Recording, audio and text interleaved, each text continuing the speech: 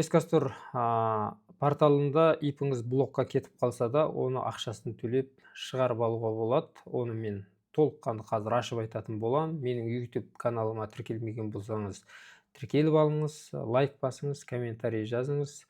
Бұл маған шабыт сыйлайды. Ескастордың осы уақытқа дейін көптеген өзінің ережелері болған, көптеп өзгерді.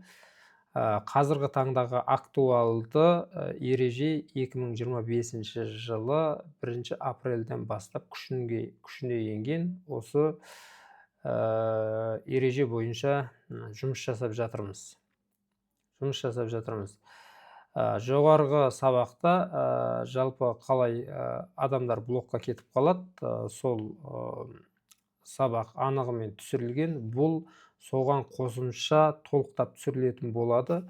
Видеоның соңына қарай сол жерде де айтылған кейбір мәліметтер толығырақ және салыстырылып айтылатын болады. Мысалы, сіз Ескастордан тауар ұтып алдыңыз, комиссиясын төлемей блокқа кетіп қалдыңыз. Ондай жағдайда әртүрлі уақытпен кетеді. Бір нарушение болса 6 ай, 2 нарушение болса 12 айға деген сияқты. Сіз ипіңізді блоктан шығарғыңыз келетін болса, Ескастордың техподдержкасына звондап хабарласатын болсаңыз, хабарласып, ипімді блоктан шығарғым келеді, штрафын төлеймін дейтін болсаңыз, сізге қалай жасау керек, соны айтады. Егер сіз блокқа кетіп қалған сума 2 миллионға дейін теңге аралығындағы тапсырысты ұтып алып, соны қабылдамай блокқа кеттіңіз. Осыны шығарғыңыз келетін болса, 100 мың теңге штраф төлейсіз. 100 мың теңге штраф төлейтін болсаңыз, сізді блоктан шешіп береді, ары қарай жұмыс жасай аласыз. Егер сіздің ұтып алып блокқа кеткен сумаңыз 2 миллион теңгеден жоғары болатын болса, 5% штраф төлейсіз. 5% штраф төлейсіз. Ол мысалы 5 миллион теңге болатын болса, 5 миллион теңгелік болатын болса, 250 мың теңге штрафқа төлейсіз. Сіздің ипіңізді блоктан шешіп береді дегенді білдіреді. Енді мына жерде кейбір адамдарға түсінбеуі мүмкін, сондықтан толықтай және қайталап бір айтып өтейін. Мысалы, ешқандай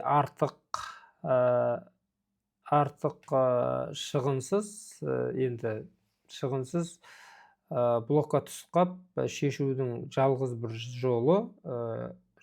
жолы арзандауы. Мысалы, сіз тауар ұтып алдыңыз, сізге комиссия төлеуге уақыт келді. Сіз сол уақыттың ішінде комиссияны төлемей қалатын болсаңыз, блокқа кетесіз. Тек қана жаңағы сумаға байланысты ақшаларын төлеп қана шығарып аласыз. Яғни 2 миллион теңгеге жетпейтін болса, 100 мың теңге саласыз, сізді блоктан шығарып береді. Егер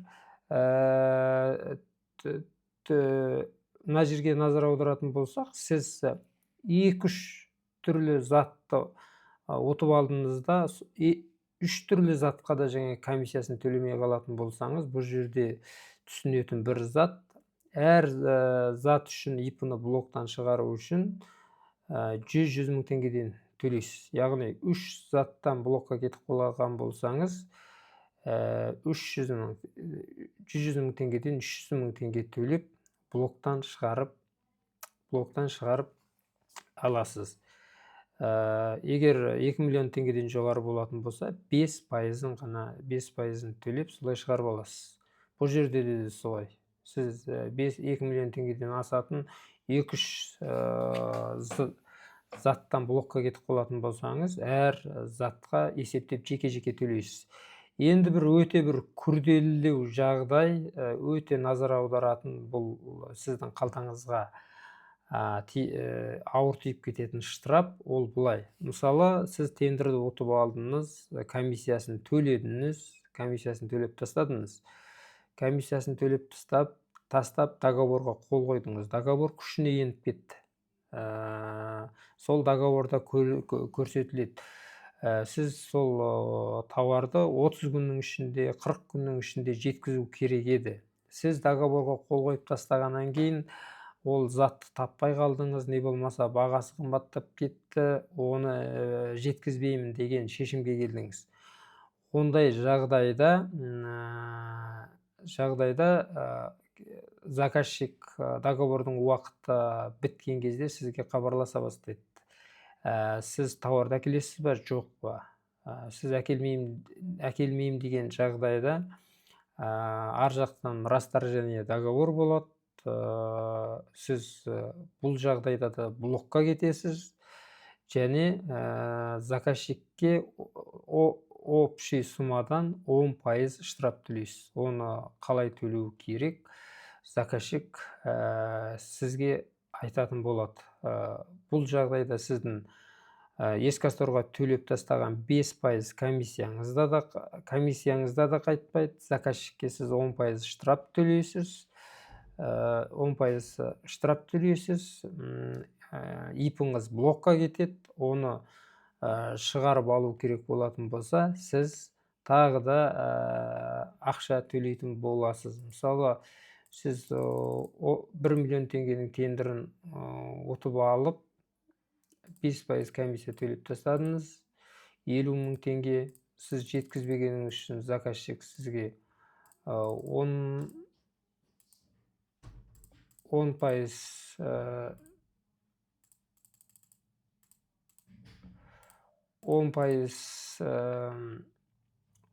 штраф төлететін болса, 100 мың теңге, комиссия үшін 50 мың теңге, сонымен қатар бұл ипіңізді блоктан шығарып алғыңыз келетін болса, 100 мың теңге төлейсіз, сонда 250 мың теңге төлейсіз. Бұл сіздің қалтаңызға өте қиын соғып кетеді. Сондықтан достар, мұқият боламыз, мұқият жұмыс жасаймыз. Әр затпен айналысқан кезде бет алды ешқандай ойланбастай әрекетке баруға болмайды. Біз заңды түрде ипімізді тіркеп, кәсіпкер ретінде жұмыс жасап жатқандықтан, ол әрбір тіркеліп жұмыс жасап жатқан порталдың заңына бағынуымыз керек. Қандай өзгерістер бар, соларды оқып отыруымыз керек. Бұл заттардың барлығынан біз қашып құтыла алмаймыз. Міндетті түрде бізге керек болатын болса, штрафтарын төлетеді. Сондықтан достар, мұқият боламыз.